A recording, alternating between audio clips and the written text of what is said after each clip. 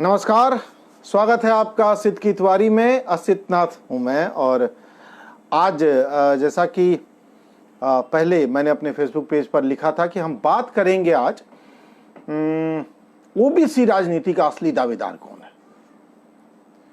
OBC राजनीति का असली दावेदार कौन है, आज इस मुद्दे पर बात करनी। ना तो राजनेता आपको देते हैं और ना ही ओबीसी लीडरान आपको देते हैं। ओबीसी के जो नेता हैं वो भी इस पर झूठ बोलते हैं लगातार। वो फैक्ट आपको नहीं बताते। वो नहीं बताते कि ओबीसी राजनीति कैसे आगे बढ़ी, इसका असली दावेदार कौन है।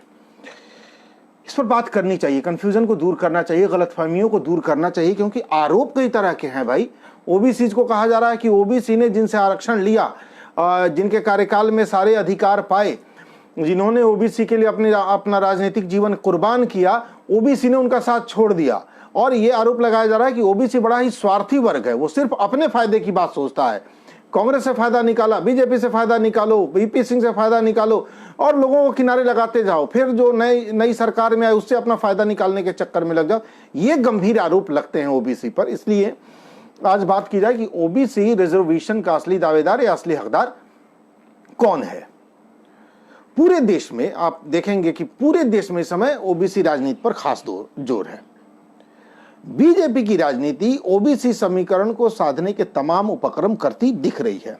खुद प्रधानमंत्री नरेंद्र मोदी कई बार मंचों से, रैलियों में खुद को ओबीसी का बता चुके हैं। अच्छा, बीजेपी शासित बड़े राज्यों के मुख्यमंत्रियों की आप सूची निकालिए तो आप पाइएगा कि ज्यादातर इसमें ओबीसी के लोग हैं मुख्यमंत्री। एक उत्तर प्रदेश को छोड़ दे, उत्तर प्रदेश में योगी आदित्यनाथ मुख्यमंत्री बने तो कैसे बने ये हमको आपको पता है। ऐसा नहीं है कि हम आप नहीं जानते कि वो कैसे वो मुख्यमंत्री बने। आसान नहीं था उनके लिए मुख्यमंत्री बनना। और ये मतलब कह सकते हैं कि उनके अपने राजनीतिक समीकरण थे जिनको साधने में वो सफल रहे और योगी आदित्यनाथ मुख्यमंत्री बन गए। विकी कुमार जी लिख रहे हैं, इस गंभीर मुद्दे पर चर्चा के लिए आपका धन्यवाद। विकी कुमार जी, बहुत बहुत धन्यवाद आपका। गुड इवनिंग सर, ये लिख रहे हैं हरेंद्र कुमार सिंह जी, धन्यवाद आपका। सुमन शेखर लिख रहे हैं good evening. Good evening Suman ji. Yes Tiwari, जबरदस्त। तो हमें ये बात करनी है कि भाई कैसे ये राजनीति आगे बढ़ी। बीजेपी की पूरी राजनीति इस समय ओबीसी पॉलिटिक्स के इर्द गिर्द घूम रही है। ये हम सब बड़ी आसानी से देख सकते हैं, इसमें कोई बात छुपी हुई नहीं और मुझे लगता है कि बीजेपी वाले भी इसे छुपाएंगे नहीं। क्षेत्रीय दलों की जो राजनीति का आधार है, वो चाहे उड़ीसा हो, छत्तीसगढ़ हो, राजस्थान हो, बिहार हो, झारखंड हो, कहीं भी जो क्षेत्रीय दल हैं उनकी राजनीति का पूरा आधार ही जातीय है, जातीय राजनीति है या जातीय समीकरण है। मसलन बिहार में नीतीश कुमार की जो जाति है कुर्मी जाति, अब नीतीश कुमार के हिसाब से आप सोशल जस्टिस का अगर मतलब निकालिए, सोशल जस्टिस का मायने आप नीतीश कुमार के हिसाब से निकालिए तो उसका मतलब यह होता है कि कुर्मी बिरादरी के साथ वो बिरादरी, उस बिरादरी का समीकरण जिसके जरिए सत्ता तक पहुंच बहुत आसान हो, बहुत आसान हो। ये नीतीश कुमार का सोशल जस्टिस आप मान सकते हैं। लालू प्रसाद यादव बिरादरी से हैं और उनके हिसाब से सोशल जस्टिस का मतलब होता है यादव बिरादरी के साथ उन जातियों का समीकरण जिसके जरिए सत्ता तक आसानी से पहुंचा जा सके। इस मामले में आप लालू यादव को थोड़ा ईमानदार कह सकते हैं, क्योंकि उन्होंने माई समीकरण, मुस्लिम यादव समीकरण ऐलानिया तौर पे स्वीकार किया था। यह नहीं कि खुल के जातिवाद भी कर रहे हैं और ऊपर ऊपर मंचों पर आके कह रहे हैं कि नहीं नहीं हम तो जातिवाद नहीं करते राजनीति में, हम तो सबकी बात करते। इस मामले में आप लालू को कम से कम ईमानदार कहिए कि अगर जातिवाद की राजनीति की तो खुल के एक्सेप्ट भी किया, मंचों पर कहा मुस्लिम यादव समीकरण, तो इसे आप कह सकते हैं। अलग अलग हिसाब से लोग सोशल जस्टिस की जो बात करते हैं, कोई सोशल जस्टिस नहीं है, एक ऐसा वर्ड है जो हमको आपको बड़े कायदे से भ्रमित करता है। दरअसल ये जातिवाद का वो समीकरण है जो बाकी जातियों को एक खास जाति से जोड़ के उस खास जाति के नेता को सत्ता तक पहुंचाता है। अब इसे लोग कहते हैं सोशल जस्टिस। आज शायद मैं आप सब लोगों की प्रतिक्रियाएं ना ले पाऊं, कुछ तकनीकी दिक्कतें आ रही हैं। तो अब बात, अच्छा 2014 में, जैसे उससे पहले की अगर हम बात कर लें कि ओबीसी राजनीति को हवा देकर सिर्फ लालू प्रसाद ही सत्ता में नहीं पहुंचे ना, या सिर्फ बिहार के नीतीश कुमार ही उस राजनीति को हवा देकर तो सत्ता में नहीं पहुंचे? भाई अखिलेश यादव ने भी उसी राजनीति को हवा दी यूपी में, रघुवर दास ने झारखंड में उसी राजनीति को हवा दी, या बाकी तमाम राज्यों के आप नाम ले सकते हैं, इस राजनीति को खूब हवा दी गई। 2014 में खुद नरेंद्र मोदी ने इस राजनीति को खूब हवा दी और 2014 में राष्ट्रीय स्तर पर ओबीसी का एक बड़ा चेहरा बनकर नरेंद्र मोदी उभरे, इसमें किसी को डाउट नहीं है। और ओबीसी ने उन पर भरोसा भी जताया और आज तक वो तबका उनके साथ जुड़ा हुआ है। और यही वजह है कि कई बार 2014 के बाद भी कई बार मंचों से नरेंद्र मोदी जी खुद की जाति बता चुके हैं, खुद को ओबीसी का बता चुके हैं, क्योंकि वो जानते हैं कि इसके राजनीतिक नफा नुकसान क्या है। लेकिन ओबीसी जिसके आरक्षण की बात होती है और जिस आरक्षण के जरिए राजनीति में, समाज में, नौकरियों में ओबीसी की एक हैसियत बनी, वो रिजर्वेशन, वो ताकत, वो सपोर्ट ओबीसी को कहां से मिलता है, वो ताकत कहां से मिली? तो इसका थोड़ा सा इतिहास हमें जान लेना चाहिए। कांग्रेस लगातार जनाधार खोती गई और इसकी बड़ी वजह यह रही कि सियासी समीकरणों को वो इस तरह से साधने में सफल नहीं रही जिस तरह से नीतीश कुमार साध गए, या जिस तरह से लालू प्रसाद साधते रहे, या रघुवर दास साधते रहे, अखिलेश यादव साधते रहे, मायावती साधती रही, या खुद नरेंद्र मोदी ने 2014 में और 2019 में जिस तरह से साधा, उस तरह से कांग्रेस नहीं साध पाई। ये सच्चाई है। पहले ही सवर्ण उससे छिटक गए थे और बाद में ओबीसी भी छिटके। कांग्रेस जब तक ये सब कुछ समझ पाती, उसके हाथ से बहुत कुछ निकल चुका था। अब सब कुछ वापस ले आना उतना आसान भी नहीं है। 3 राज्यों मध्य प्रदेश, छत्तीसगढ़ और राजस्थान के जब चुनाव हुए, अब तो मध्य प्रदेश में खैर सरकार फिर बीजेपी की बन गई, तोड़ फोड़ जोड़ तोड़ आप जैसे कहिए। राजस्थान में भी उसकी कोशिशें चल ही रही हैं। विजय कुमार जी लिख रहे हैं, कोरोना की इस महामारी में नीतीश जी आखिर इतना चुनाव को लेकर बेचैन क्यों हैं? इस महामारी ने सभी जाति वर्ग को समान रूप से नुकसान किया, फिर इस चुनाव को किस नज़र से देख रहे हैं? देखिए, चुनाव का तो वक्त ये बिल्कुल नहीं है, ये एक मतदाता के तौर पर हम और आप अच्छी तरह से जानते हैं। लेकिन जिनके लिए सत्ता ही सब कुछ है, उनके लिए हमारी आपकी मौतें आंकड़ा भर हैं, एक आंकड़ा है और कुछ नहीं है। जान लीजिए, हमारी आपकी मौतें उनके लिए एक आंकड़ा है, इससे ज्यादा कुछ नहीं है। उनके लिए चुनाव सब कुछ है। खैर, तो बात कर रहे थे कि मध्य प्रदेश में आप बीजेपी की सरकार बन गई, लेकिन जब चुनाव हुए थे तब वहां की मतदाता ने बीजेपी को खारिज किया था और कांग्रेस को चुना था। राजस्थान में कांग्रेस चुनाव जीती और वहां उसने ओबीसी अशोक गहलोत को मुख्यमंत्री बनाया। छत्तीसगढ़ में भी कांग्रेस ने यही किया, वहां भी छत्तीसगढ़ में भी कांग्रेस ने एक ओबीसी को मुख्यमंत्री बनाया और कोशिश की कि एक बार फिर ओबीसी की जमीन पर कदम रख सके कांग्रेस। कोशिश थी उसकी, लेकिन मुझे लगता है कि कांग्रेस की कोशिश बहुत सफल इसलिए नहीं हो पाएगी क्योंकि राष्ट्रीय स्तर पर कांग्रेस के पास कोई भी बड़ा नेता नहीं है जिस पर ओबीसी भरोसा कर सके या ओबीसी में जिसकी मजबूत पैठ हो। ऐसा कोई नेता कांग्रेस के पास राष्ट्रीय स्तर पर नहीं है। इस सच्चाई को कांग्रेस को स्वीकार करना चाहिए। नहीं है उसके पास कि जिस पर वो दावे के साथ कह सके कि हमारे पास ये ओबीसी लीडर हैं या ओबीसी जिसके साथ जुड़ा महसूस करता हो। कांग्रेस के पास फिलहाल ऐसा कोई नेता नहीं है। आज भले ही ओबीसी का बड़ा हिस्सा विधानसभा चुनाव में क्षेत्रीय दलों के साथ खड़ा दिखता है और लोकसभा चुनाव में नरेंद्र मोदी के साथ खड़ा होकर वो बीजेपी को मजबूत करता दिखता है, लेकिन एक बड़ी सच्चाई जो मैं आपको बता रहा हूं, हो सकता है कई को आपत्ति हो, और आपत्ति हो तो आप आइए, मैं बहस को तैयार हूं, लेकिन एक बड़ी सच्चाई है कि ओबीसी हित से जुड़े अब तक के तमाम बड़े फैसले, फिर कहूंगा ओबीसी हित से जुड़े अब तक के तमाम बड़े फैसले कांग्रेस के शासनकाल में ही हुए हैं। दोहरा रहा हूं, ओबीसी हित से जुड़े अब तक के तमाम बड़े फैसले कांग्रेस के शासनकाल में ही हुए हैं। वो चाहे नौकरियों में आरक्षण का मसला हो या फिर शिक्षण संस्थानों में एडमिशन में आरक्षण का मसला हो, ओबीसी के हित से जुड़े अब तक के तमाम बड़े फैसले कांग्रेस के शासनकाल में हुए हैं। अब मैं एक एक करके बता रहा हूं। यह अलग मसला है कि आज भी कांग्रेस को बावजूद इसके पारंपरिक रूप से पिछड़ा वर्ग विरोधी माना जाता है, आरक्षण विरोधी माना जाता है, ये एक माहौल बनाया गया। सच्चाई यह है कि पंडित नेहरू नहीं होते तो ओबीसी आरक्षण का रास्ता शायद खुलता ही नहीं, और अगर खुलता भी तो 100-150 साल बाद खुलता, अभी तो नहीं खुलता। तय मानिए, या तो खुलता ही नहीं, पंडित नेहरू नहीं होते तो, या अगर खुलता भी तो 100-150 साल बाद खुलता।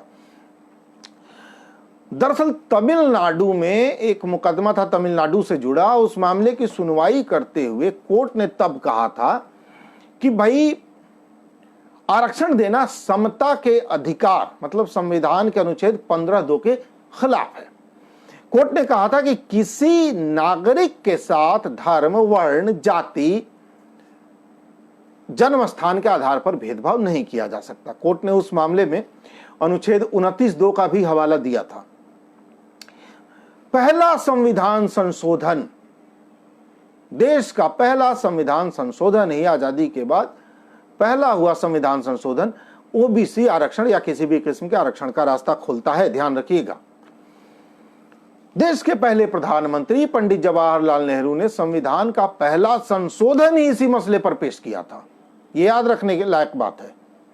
देश का पहला संविधान संशोधन ही आरक्षण के मुद्दे पर पेश किया गया था, प्रधानमंत्री नेहरू ने पेश किया था खुद। इस संशोधन के जरिए मूल अधिकार में अनुच्छेद 15(4) जोड़ा गया और इसमें साफ किया गया कि अनुच्छेद 15(2) और अनुच्छेद 29(2) सामाजिक और शैक्षणिक रूप से पिछड़े वर्ग को अनुसूचित जातियों, अनुसूचित जनजातियों के हित के लिए किए गए विशेष प्रावधानों से नहीं रोकते हैं।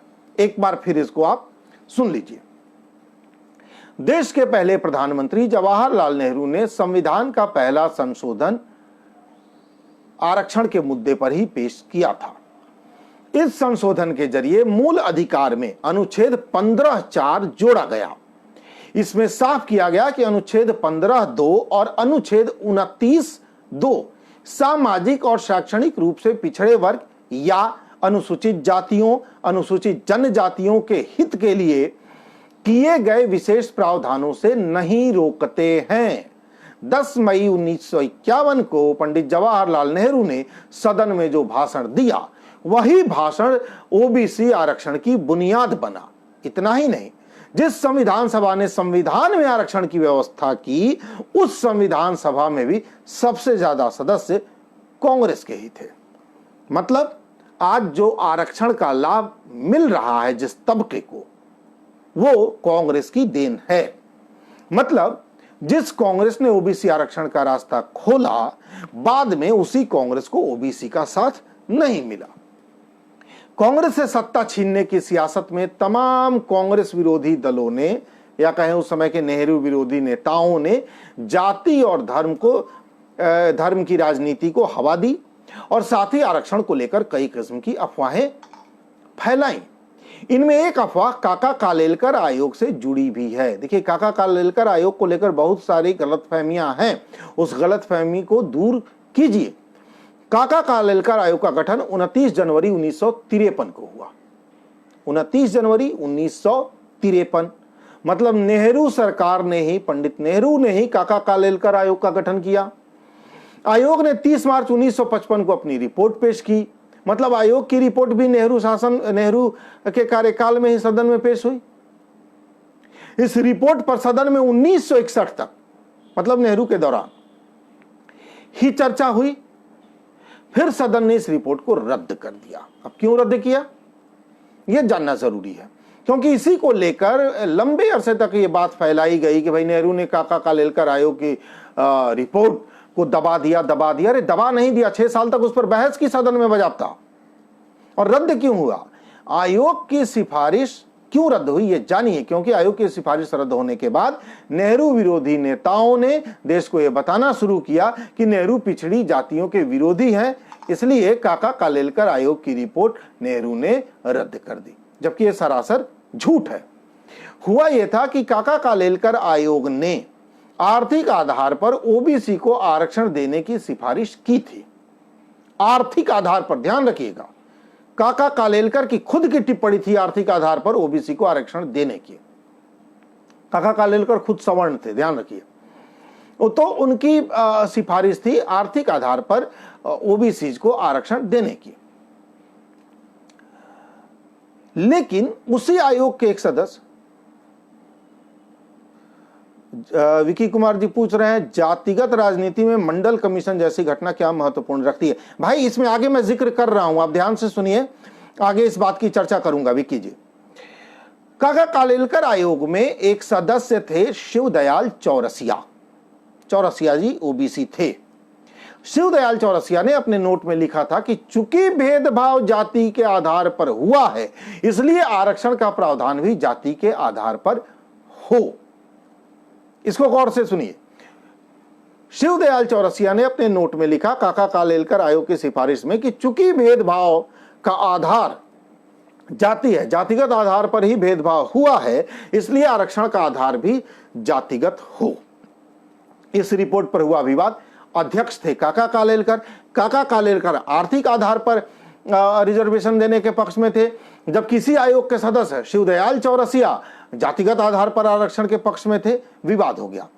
बाद में खुद काका कालेलकर ने ही, जो कि खुद कालेलकर आयोग के अध्यक्ष थे, अपनी रिपोर्ट पर संदेह जता दी। खुद जब भूमिका उन्होंने लिखी तो भूमिका में उन्होंने कई सारी आपत्तियां खुद डाल दी इस रिपोर्ट को लेकर, और काका कालेलकर की इन आपत्तियों के बाद अंत में इस रिपोर्ट को रद्द किया गया। ऐसे में यह कहना कि नेहरू ओबीसी आरक्षण के विरोधी थे, यह सरासर झूठ है। सच यह है कि 1951 में नेहरू के प्रयासों से ही संविधान का पहला संशोधन हुआ, और वही संशोधन आधार बना, और जिस आधार पर राज्य सरकारें अपने अपने राज्यों में आज भी ओबीसी को आरक्षण दे रही हैं। नेहरू के प्रयासों का ही ये नतीजा है कि आज भी राज्य सरकारें आरक्षण दे पा रही हैं।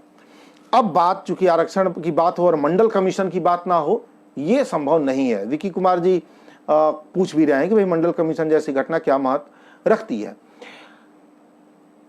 इमरजेंसी के बाद जब केंद्र में जनता पार्टी की सरकार बनी, तो तब के प्रधानमंत्री मोरारजी देसाई ने 21 मार्च 1979 को विंदेश्वरी प्रसाद मंडल की अध्यक्षता में मंडल कमीशन का गठन किया। कमीशन अभी अपना काम कर ही रहा था कि जनता पार्टी की सरकार गिर गई, चुनाव हुए, तो फिर कांग्रेस सत्ता में आई और फिर इंदिरा गांधी ही प्रधानमंत्री बनी। बहुत दबाव हुआ, बहुत हंगामा हुआ। इंदिरा गांधी से कहा गया कि वो इस आयोग को भंग कर दे, लेकिन इंदिरा गांधी ने आयोग को भंग नहीं किया, आयोग को काम करने दिया। बीपी मंडल ने पिछड़ा वर्ग का ठीक से अध्ययन करने के लिए इंदिरा गांधी सरकार से और वक्त मांग लिया। इंदिरा गांधी ने 1 अप्रैल 1980 को आयोग का कार्यकाल बढ़ाकर 30 सितंबर 1980 तक कर दिया। ध्यान दीजिएगा, इंदिरा गांधी ने आयोग का कार्यकाल बढ़ाया और 1 अप्रैल 1980 को कार्यकाल बढ़ा दिया, और फिर कहा कि भाई 30 सितंबर 1980 तक आयोग अपना काम करे। समय पर आयोग ने फिर काम नहीं किया। आयोग ने एक बार फिर वक्त मांगा और इंदिरा गांधी ने बिना वक्त गवाए एक बार फिर आयोग का कार्यकाल बढ़ाकर 31 दिसंबर 1980 कर दिया।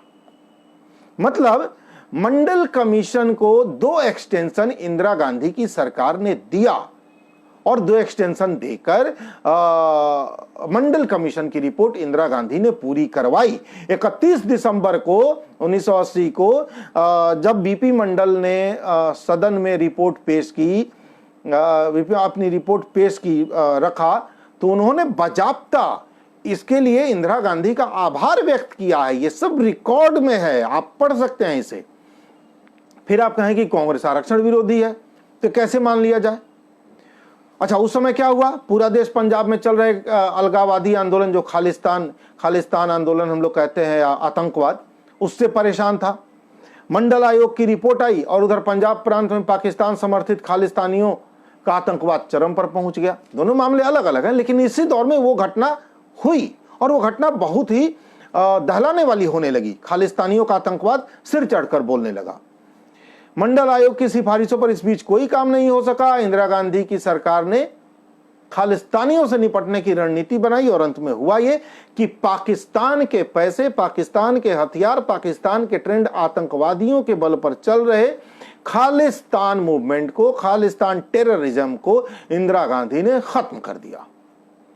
हालांकि इसकी बड़ी कीमत इस देश ने चुकाई, और 31 अक्टूबर 1984 को इंदिरा गांधी की हत्या हो गई। उनके अपने सुरक्षा गार्ड ने उनकी हत्या कर दी।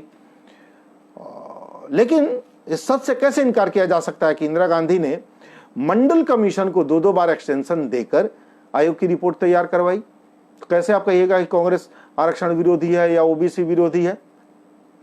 नेहरू ना होते तो रास्ता ही नहीं खुलता, और इंदिरा गांधी ने 2 एक्सटेंशन नहीं दिए होते तो मंडल कमीशन रिपोर्ट ही तैयार नहीं कर पाती, या मंडल कमीशन को इंदिरा गांधी ने भंग कर दिया होता।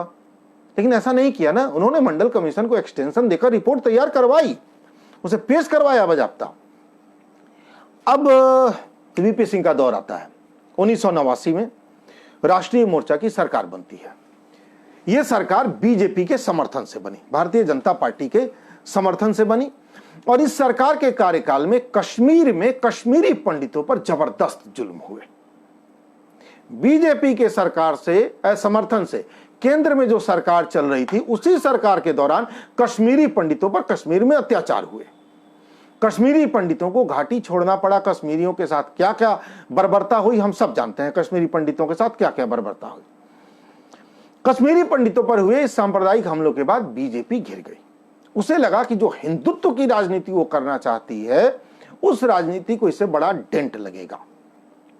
बीजेपी ने हिंदुत्व की इस राजनीति को धार देने के लिए, या कहें कि अपनी जमीन बचाने के लिए, हड़बड़ी में अयोध्या मुद्दे को बहुत ज्यादा हवा दे दी। आडवाणी जी की रथ यात्रा आपको याद होगी, बहुत ज्यादा हवा दे दी। वीपी सिंह ये समझ गए कि देश में सांप्रदायिकता की आग भड़केगी और बीजेपी इसके लिए वीपी सिंह सरकार को दोषी ठहराकर आखिर समर्थन वापस लेगी और सरकार गिराएगी ही। वो समझ गए। तो क्यों अपने दाग पर वो सांप्रदायिक दंगों के, अपने दामन पर सांप्रदायिक दंगों के वो दाग लें? वो जानते थे कि सरकार को गिरना है तो कुछ करके गिराओ। और वीपी सिंह ने इसी बीच मंडल कमीशन की सिफारिशें लागू कर दी। तुरंत मंडल कमीशन की सिफारिशें लागू हुई। भाजपा गुस्से में आई। भाजपा ने सरकार से समर्थन वापस ले लिया। वीपी सिंह की सरकार चलती बनी। खैर, लेकिन उसने सिफारिशों को लागू कर दिया। बाद में कानूनी पेच हो गया इसमें। तब के विपक्ष के नेता राजीव गांधी ने तब सदन में इसका विरोध किया और कहा कि नहीं, इस सिफारिशों में भी बहुत सारी खामियां हैं, बहुत सारी कमियां हैं, बहुत सारे क्लास को टच नहीं किया गया है, बहुत सारी स्थितियों का अध्ययन ओबीसी का नहीं किया गया है, इसे इस सूरत में नहीं लागू किया जाना चाहिए, एक और कमीशन का गठन होना चाहिए। लेकिन उनकी बात किसी ने न सुनी, खुद कांग्रेस में नहीं सुनी गई। और तब कांग्रेस में ओबीसी क्लास के बड़े नेता सीताराम केसरी ने राजीव गांधी का विरोध कर दिया। कांग्रेस का एक बड़ा धड़ा सीताराम केसरी के साथ खड़ा हो गया और मंडल कमीशन की सिफारिशों के पक्ष में सीताराम केसरी और कांग्रेस के कुछ नेता खड़े हो गए। कांग्रेस में ही इस मुद्दे पर बड़ी फूट देखी गई। तब बाद में मामला पहुंच गया कोर्ट। वीपी सिंह की सरकार तब गिर गई। ये ध्यान रखिएगा, कोर्ट पहुंच गया। अभी अधिसूचना जारी नहीं हुई थी, आरक्षण का लाभ लोगों को नहीं मिल रहा था, क्योंकि मामला कोर्ट चला गया। बाद में वीपी सिंह की सरकार गिर गई। कुछ दिनों बाद राजीव गांधी की भी हत्या हो गई। एक दुर्भाग्यपूर्ण घटना हुई वो भी। 1991 में केंद्र में फिर कांग्रेस की सरकार बनी। प्रधानमंत्री बने पीवी नरसिम्हा राव। सरकार ने सुप्रीम कोर्ट में आरक्षण से जुड़ी अपनी सारी आपत्तियां वापस ले ली। नरसिम्हा राव की सरकार ने, कांग्रेस की सरकार ने 16 नवंबर 1992 को सुप्रीम कोर्ट ने आरक्षण के पक्ष में अपना फैसला दिया। 8 सितंबर 1993 को कांग्रेस की सरकार ने देश में मंडल आरक्षण को लागू कर दिया। 8 सितंबर 1993 को देश में कांग्रेस की सरकार ने मंडल कमीशन को सिफारिशों को लागू किया। कांग्रेस की सरकार ने। फिर कोई कैसे कहेगा कि कांग्रेस ओबीसी विरोधी, आरक्षण विरोधी है?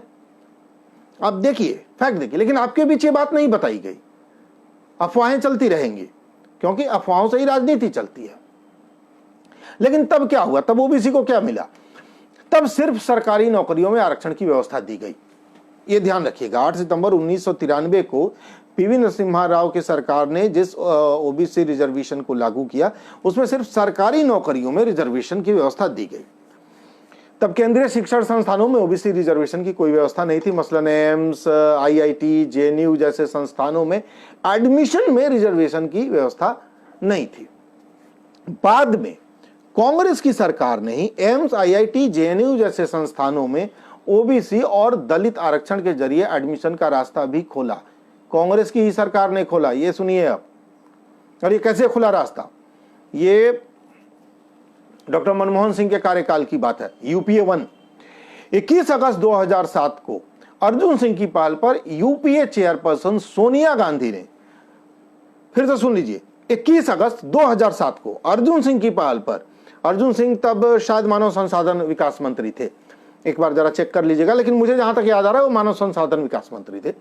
21 अगस्त 2007 को अर्जुन सिंह की पहल पर यूपीए चेयरपर्सन सोनिया गांधी ने अनुसूचित जाति, अनुसूचित जनजाति के साथ अन्य पिछड़ा वर्ग को केंद्रीय संस्थानों में आरक्षण देने के प्रस्ताव को मंजूरी दी और मनमोहन सिंह प्रधानमंत्री थे, मनमोहन सिंह सरकार ने इसकी अधिसूचना जारी की। मनमोहन सिंह की सरकार ने ही बाद में जे ईरानी के नेतृत्व में कार्यबल गठित कर निजी क्षेत्र में आरक्षण की जो मांग चल रही है उसको ताकत दी।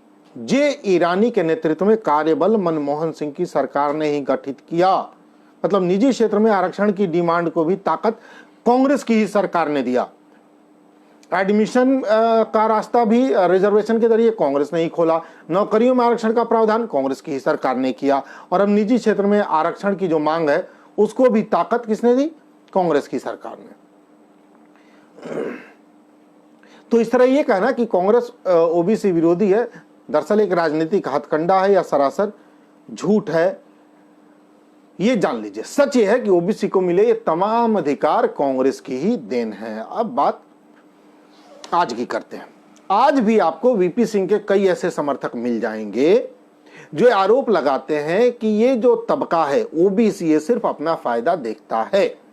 जिस वीपी सिंह ने मंडल कमीशन के लिए अपनी सरकार कुर्बान कर दी, ओबीसी के लोगों ने उसी वीपी सिंह को उनके हाल पर छोड़ दिया और निकल गए दूसरे से अपना फायदा निकालने के चक्कर में। वीपी सिंह समर्थक अपनी इस धारणा को पुष्ट करने के लिए यह तक कहते हैं या उदाहरण देते हैं कि जिस कांग्रेस ने ओबीसी के लिए अपना सवर्ण जनाधार खोया, ओबीसी उस कांग्रेस का भी नहीं हुआ। तो आप देखिए जरा, ओबीसी उस कांग्रेस का भी नहीं हुआ, ये आरोप वीपी सिंह के समर्थक लगाते हैं। अब इसमें कितनी सच्चाई है? ओबीसी पर लग रहे ये आरोप क्या सच्चे आरोप हैं या ये भी राजनीति का एक बड़ा झूठ है? ये सच्चे आरोप हैं, इन आरोपों में कुछ दम है, या ये भी राजनीति का एक बड़ा झूठ है? क्योंकि भारत की राजनीति में झूठ बहुत है, झूठ बहुत है, और झूठ के बहाव फैलाव में भारत की जनता वोट करती है, ये एक बड़ी सच्चाई है, जान लीजिए। इस झूठ के बहाव में, इस झूठ के फैलाव में भारत का मतदाता वोट करता है, ये सच्चाई है। इसलिए राजनेता झूठ ही ज्यादा फैलाते हैं। तो क्या ओबीसी ने वाकई वीपी सिंह और कांग्रेस के साथ धोखा किया? क्या ओबीसी सिर्फ अपना फायदा निकालना जानता है? ओबीसी पर लग रहे ये आरोप क्या सच है? इस पर चर्चा करेंगे इसके बाद के किसी एपिसोड में। आज बस इतना ही। नमस्कार।